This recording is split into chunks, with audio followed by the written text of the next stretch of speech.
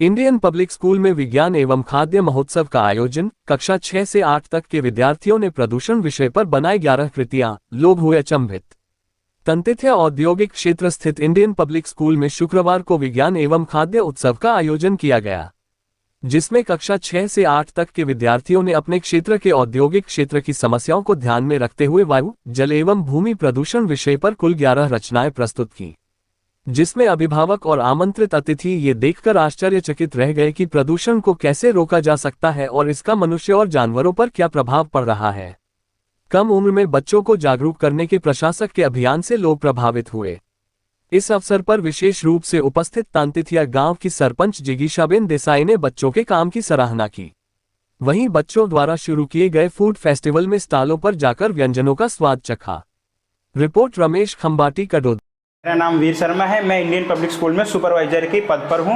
आज हमारे विद्यालय में बच्चों ने विज्ञान संबंधित और फन फिस्ट के बारे में बहुत सारे प्रोजेक्ट बनाए हैं। विज्ञान से जुड़े हुए लगभग 40 से 50 प्रोजेक्ट को बच्चों ने बनाया है, जिसमें भौतिक विज्ञान, रासायनिक विज्ञान और जैव विज्ञान के बारे में समझाया है।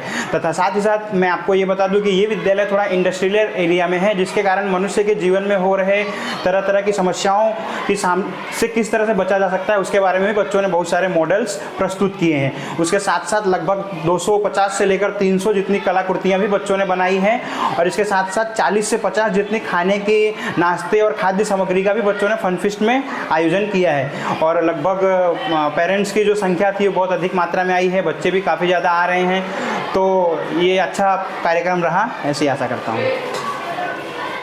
Good morning sir, I am Yadav Suraj from class 8 and मेरी मैम ने मुझे सिखाया है कि ग्लोबल वार्मिंग के बारे में और मुझे इंस्पिरेशन दी है कि हमें इसे दूसरों तक कैसे बता सकता हूँ। और सर ये मेरे फ्रेंड्स हैं प्रीतम शाह एंड तस्लीम।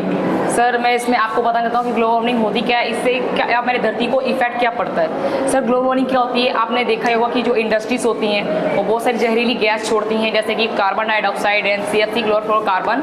तो उससे क्या होता है सर कि जो हमारे जो एटमॉस्फेयर होता है वो तो दूषित होता ही है, और उसमें क्या होता है कि बहुत ज़्यादा हीट प्रोड्यूस होती है, हमारा वातावरण बहुत ज़्यादा गर्म हो जाता है, जिसके कारण क्या होता है सर कि जो आप जानते होंगे कि बहुत सारी खेती होती है उनको ज़्यादा धूप की ज़रूरत होती नहीं है। तो इसके कारण क्या होता है कि वो खेती भी बर्बाद हो जाती है और जो सर वो हरे भरे प्लांट्स होते हैं हमारे वो भी ख़राब हो जाते हैं। और सर केमिकल इंडस्ट्रीज़ क्या करती हैं कि जो उनके वेस्ट केमिकल्स होते हैं वो नदियों और झीलों में छोड़ देती है। आप जानते होंगे कि हमारा ज़्यादातर पीने का पानी नदियों और झीलों से ही आता है, जिसकी वजह से क्या होता है उस गंदे पानी को पीने की वजह से हमारी हेल्थ भी ख़राब हो जाती है। और इससे ज़्यादा इफेक्ट तब होता है कि जब एक जब एक कचरा धरती पर डाल दिया जाता है। धरती पर डालने की वजह से कचरा क्या होता है कि हमारी धरती बैरन यानी बंजर हो जाती है।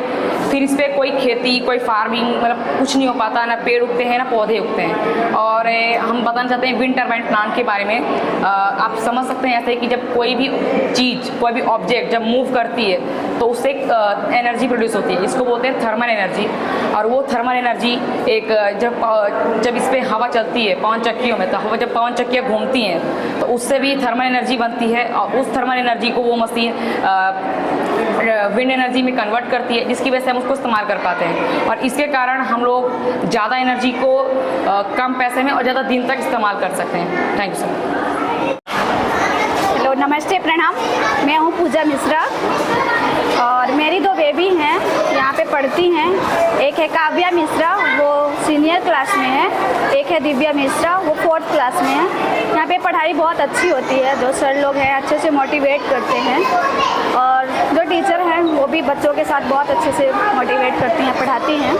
आज जो फंक्शन हो रहा है और आज जो मोटिवेट हो रहा है वो देखा तो क्या लगता है? आज जो फंक्शन था, इतने छोटे छोटे बच्चों इतना अच्छी चीज़ बनाए हैं वो लोग, देख के मुझे बहुत अच्छा लगा।